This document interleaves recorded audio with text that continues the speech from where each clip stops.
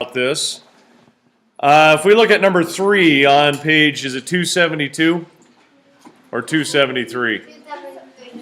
273. Okay. 272. Sorry.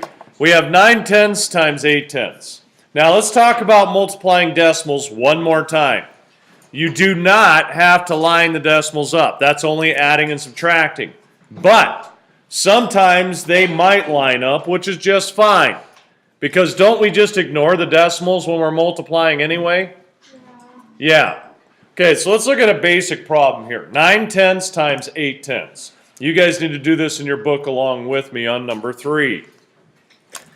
Okay, just like normal multiplication, we start in the far right, and we're going to take 8 times 9. What would that equal? 72. Okay, so you put your 2 down and carry your 7.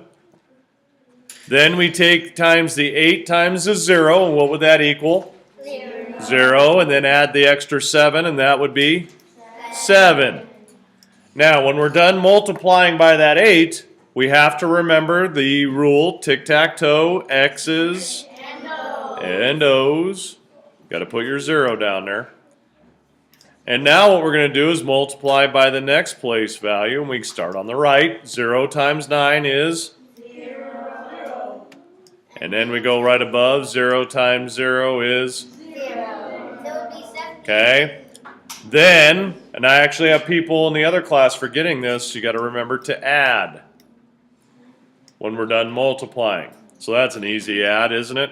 Yep, So 72 with a 0 in the front.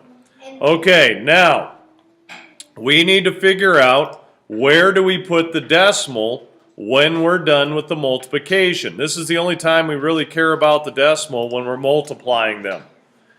So we count over again. How far over is this decimal? 1 spot. So I put that on the side. You guys are doing this too.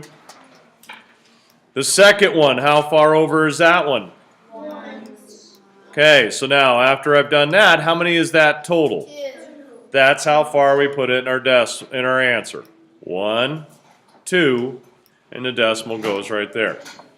So 9/10 times 8/10 equals 72 hundredths. Okay?